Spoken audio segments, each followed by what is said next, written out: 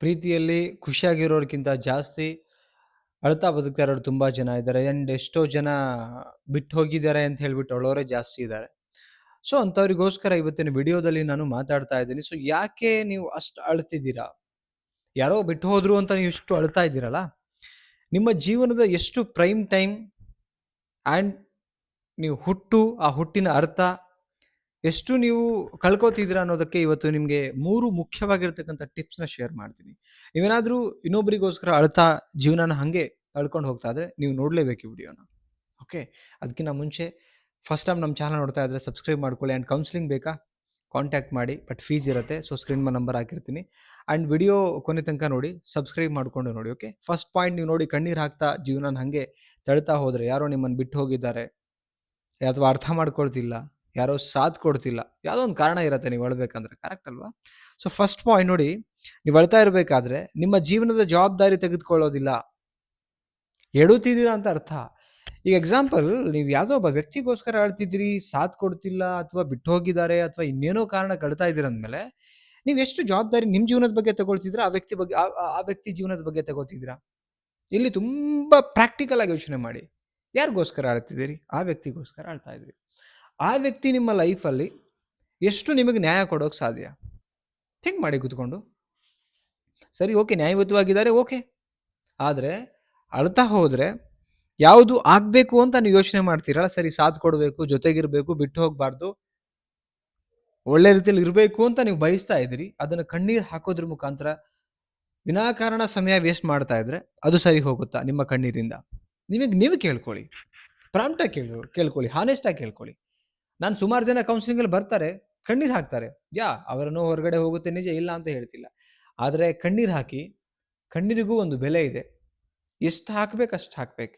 Every day ನೀವು ಕಣ್ಣೀರು ಹಾಕ್ತಾನೆ ದಿನ ಕಳೀತಾ ಇದ್ದೀರಾ ಅಂತ ಹೇಳಿದ್ರೆ ಬೇಜವಾಬ್ದಾರಿತನ ತುಂಬಾ ಇದೆ ನಿಮ್ಮ ಲೈಫಲ್ಲಿ. ನಿಮಗೆ ನಿಮ್ಮ ಜೀವನದ ಬಗ್ಗೆ ನೀವು ಜವಾಬ್ದಾರಿ ತಗೊಳ್ತಾ ಇಲ್ಲ ಅಂತ ಒಂದು ಗೊತ್ತಾಗ್ತಿದೆ ಇದ್ರ ಮುಖಾಂತರ. ಓಕೆ, ಫೈನಲಿ ನಾವೇನಿದ್ದೀವಿ ಅಥವಾ ಏನಿಲ್ಲ ಅದಕ್ಕೆ ನಾವೇ ಕಾರಣೀಕರ್ತರು. ಯಾರಿಗೂ ಬ್ಲೇಮ್ ಮಾಡೋದ್ರಲ್ಲಿ ಅರ್ಥ ಇಲ್ಲ ನನ್ನ ಪ್ರಕಾರ. ಏನಂತೀರಾ ನೀವು? ಆ್ಯಂಡ್ ಸೆಕೆಂಡ್ ಪಾಯಿಂಟ್, ಇನ್ನೊಬ್ರಿಗೋಸ್ಕರ ಬದುಕ್ತಿದ್ರಿ ಅನ್ನೋದು ಗೊತ್ತಾಗ್ತಿದೆ. ನೀವು ಯಾರಿಗೋಸ್ಕರ ಬದುಕ್ತಾ ಇದ್ರಿ? ಫಸ್ಟ್ ಆಫ್ ಆಲ್ ಬಿಟ್ಟು ಹೋಗಿ ಆಯಿತು, ಸಾಥ್ ಕೊಡ್ತಿಲ್ಲ ಅನ್ನೋದು ಗೊತ್ತಾಯಿತು. ಅಂದಮೇಲೆ ಈಗ ಒಂದ್ಸಲ ಪ್ರಯತ್ನ ಮಾಡ್ತೀರಿ, 2 ಸಲ ಪ್ರಯತ್ನ ಮಾಡ್ತೀರಿ, 4 ಸಲ ಪ್ರಯತ್ನ ಮಾಡ್ತೀರಿ. ಅವರು ಮೆಚೂರ್ಡ್ ಆಗಿದ್ದಾರೆ, ದೊಡ್ಡವರೇ ಇದ್ದಾರೆ, ನೀವು ಕರೆಕ್ಟಾಗೇ ಹೇಳ್ತಿದ್ರಿ, ಅದನ್ನೂ ಅರ್ಥ ಮಾಡ್ಕೊಳ್ತಿಲ್ಲ ಅಂದಮೇಲೆ ಅಗೇನ್ ಆ ವ್ಯಕ್ತಿಗಳ ಬಗ್ಗೆ ತುಂಬಾ ಯೋಚನೆ ಮಾಡ್ತಿರ್ಬೇಕಾದ್ರೆ ನೀವು ಯಾರಿಗೋಸ್ಕರ ಬದುಕ್ತೀರಿ? ನಿಮ್ಮ ಯೋಚನೆ ಒಳಗಡೆ, ನಿಮ್ಮ ತಲೆ ಒಳಗಡೆ ನಿಮ್ಮ ಬಗ್ಗೆ ಯೋಚನೆ ಮಾಡೋದಕ್ಕಿಂತ ಜಾಸ್ತಿ ಅವ್ರ ಬಗ್ಗೆನೇ ಯೋಚನೆ ಮಾಡ್ತಾ ಕಣ್ಣೀರು ಹಾಕ್ತಿದ್ರಿ. ಇಲ್ಲಿ ಯಾರ ಸಮಯ ವೇಸ್ಟ್ ಆಗ್ತಾ ಇದೆ? ಯಾರಿಗೋಸ್ಕರ ವೇಸ್ಟ್ ಆಗ್ತಿದೆ? ನಿಮ್ಮಲ್ಲಿ ಏನಾದ್ರು ಇಂಪ್ರೂವ್ಮೆಂಟ್ ಕಾಣ್ತಿದ್ಯಾ ಆ ಸಮಯ ವೇಸ್ಟ್ ಆಗ್ತಿರೋದನ್ನು? ಸಮಯ ನಿಮ್ಮದು, ಯೋಚನೆ ಅವ್ರ ಬಗ್ಗೆ. ಇಲ್ಲಿ ಸಮಯ ನಿಮ್ಮದೇ ವೇಸ್ಟ್ ಆಗ್ತಿದೆ.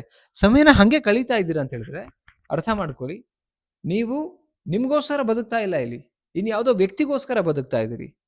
ನಾವು ನಮಗೋಸ್ಕರ ಬದುಕೋದನ್ನು ಕಲಿಬೇಕು.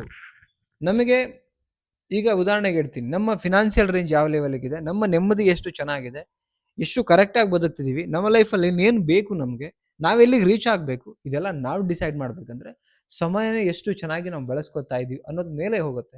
ಇಲ್ಲಿ ನಾವು ಅವ್ರ ಬಗ್ಗೆನೇ ಯೋಚನೆ ಮಾಡಿ ಸಮಯ ಕಳ್ಕೊಳ್ತಾ ಇದೀವಿ ಅಂತ ನನಗೆ 100% ಅನ್ನಿಸ್ತಾ ಇದೆ. ಸೊ ಇದನ್ನು ಶೇರ್ ಮಾಡ್ತಾ ಇದ್ದೀವಿ. ಓಕೆ, ಸೊ ನೆಕ್ಸ್ಟ್ ಪಾಯಿಂಟ್ ನೋಡೋದಾದ್ರೆ, ಉದ್ದೇಶನೇ ಇಲ್ಲದೆ ಬದುಕ್ತಾ ಇದ್ದೀರಾ ಅಂತ ಒಂದು ಕ್ಲಿಯರ್ ಆಗಿ ಗೊತ್ತಾಗ್ತಿದೆ. ಪ್ರತಿ ಮನುಷ್ಯನಿಗೂ ಒಂದು ಉದ್ದೇಶ ಇರಬೇಕು. ನಾವೆಲ್ಲೋ ಒಂದ್ ಕಡೆಗೆ ಸ್ಟ್ರಾಂಗ್ ವಿಷನ್ ಇಟ್ಕೊಂಡು ಲೈಫಲ್ಲಿ ಹೊರಡ್ತಿದ್ದೀವಿ ಅಂದಮೇಲೆ ಸಣ್ಣ ಪುಟ್ಟ ಪ್ರಾಬ್ಲಮ್ಸ್ ಬರುತ್ತೆ, ಅಥವಾ ನಾವೇ ಬೇಕಂತ ಮಾಡ್ಕೊಳ್ತೀವಿ ಅನ್ಕೊಳ್ಳೋಣ.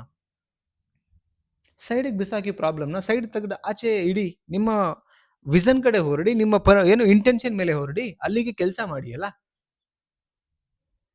ಯಾಕೆ ಅಂದ್ರೆ ಇವತ್ತು ಎಷ್ಟೋ ಜನ ಉದ್ದೇಶನ ಮರಿತಾ ಇದ್ದಾರೆ, ಉದ್ದೇಶ ಮರ್ತ್ಬಿಟ್ಟು ಬದುಕ್ತಾ ಇದ್ದಾರೆ. ಯಾವಾಗ ಉದ್ದೇಶ ಮರೆತು ಬದುಕ್ತೀವೋ ಬದುಕಿದ್ದು ವೇಸ್ಟ್ ನನ್ನ ಪ್ರಕಾರ. ಏನ್ ಹೇಳ್ತೀರಾ? ಕರೆಕ್ಟ್. ಮನುಷ್ಯ ಉದ್ದೇಶ ಇಟ್ಕೊಂಡು ಹೋಗ್ಬೇಕು ಅಂತೆ. ಸೊ ಐ ಥಿಂಕ್ ನಾನು ನೋಡಿ ಎಕ್ಸಾಂಪಲ್ ಹೇಳ್ತೀವಿ, ನಾವೆಲ್ಲ ಒಂದ್ ಕಡೆ ಒಂದು ಡೆಸ್ಟಿನಿಂದ ಇನ್ನೊಂದು ಡೆಸ್ಟಿನಿಗೆ ರೀಚ್ ಆಗ್ತೀವಿ ಅಂತ ಹೇಳಿದ್ರೆ ಉದ್ದೇಶ ಇರುತ್ತೆ, ಇಲ್ಲಿಂದ ಅಲ್ಲಿಗೆ ರೀಚ್ ಆಗ್ಬೇಕು, ಬಸ್ ಮುಖಾಂತರನೋ ಕಾರ್ ಮುಖಾಂತರನೋ ಎಲ್ಲಿಗೆ ಹೋಗ್ತೀವಿ, ಮಧ್ಯ ರೋಡ್ ಬ್ರೇಕ್ ಬರುತ್ತೆ ಅಥವಾ ಗಾಡಿ ಕೈ ಕೊಡ್ಬೋದು, ಏನೋ ಆಗ್ಬೋದು. ಹಂಗಂತೇಳಿ ನಾವು ರಿಪೇರ್ ಮಾಡ್ಕೊಂಡು ಹೋಗ್ತೀವಿ ಬಿಟ್ರೆ ವಾಪಸ್ ಬಂದ್ಬಿಡಲ್ಲ. ನಾವು ಹೋಗ್ಲೇಬೇಕು ಅಂತ ಡಿಸೈಡ್ ಮಾಡಿದಾಗ ಏನೇ ಪ್ರಾಬ್ಲಮ್ಸ್ ಆದ್ರೂ ಹೋಗ್ತೀವಲ್ಲ, ಹಂಗೆ ಆಸ್ ಯೂಶುವಲ್ ಮಧ್ಯ ನಿಮ್ಗೆ ಈ ಬ್ರೇಕಪ್ಸು ಅಥವಾ ಸಾಥ್ ಕೊಡದೇ ಇರೋದು, ಪ್ರೀತಿ ಮಾಡದೇ ಇರೋದು, ಏನೋ ಒಂದು ಒಟ್ನಲ್ಲಿ ನಿಮ್ಗೆ ಕೊರಗ್ ಬಂದು ಅವರಿಂದ ನೀವು ಅಳ್ತಾ ಇದ್ದೀರ ಅಂದ್ಮೇಲೆ ಅದೇ ಅಳೋ ಗುಂಗಲ್ಲಿ ಇರ್ತೀರಂತೆ, it's your mistake. Not other mistakes. ನೀವು ಬದಲಾಗಿ ನೀವು ತಿದ್ಕೊಳ್ಳಿ. ಓಕೆ. ಐ ಹೋಪ್ ಈ ವಿಡಿಯೋ ತುಂಬಾ ಕ್ಲಾರಿಟಿ ಕೊಟ್ಟಿದೆ. ಈ ಒಂದು 4ರಿಂದ 5 ನಿಮಿಷ ನಿಮಗೆ ತುಂಬಾ ಅವೇರ್ನೆಸ್ ಮೂಡಿಸಿದೆ ನಿಮ್ಮ ಥಾಟ್ ಪ್ರೊಸೆಸ್ ಅಲ್ಲಿ ಅಂತ ನಾನು ಭಾವಿಸ್ತಾ ಇದ್ದೀನಿ. ಎಸ್ ಎಕ್ಸಾಕ್ಟ್ಲಿ ಅನ್ಸಿದ್ರೆ ಕಮೆಂಟ್ ಸೆಕ್ಷನ್ ಅಲ್ಲಿ ಕಮೆಂಟ್ ಮಾಡಿ, ಇಷ್ಟ ಆದರೆ ಲೈಕ್ ಮಾಡಿ ಅಂಡ್ ಸಬ್ಸ್ಕ್ರೈಬ್ ಮಾಡಿ. ಇದೇ ತರದ ವಿಡಿಯೋಗಳು ಸಿಗುತ್ತೆ ಅಂತ ಹೇಳ್ತಾ, ಅಂಡ್ ಕೌನ್ಸಿಲಿಂಗ್ ಬೇಕು ಕಾಂಟ್ಯಾಕ್ಟ್ ಮಾಡಿ, ಬಟ್ ಫೀಸ್ ಇರುತ್ತೆ. ಎಲ್ರಿಗೂ ಶೇರ್ ಮಾಡಿ. Thank you so much guys. Love you. Bye.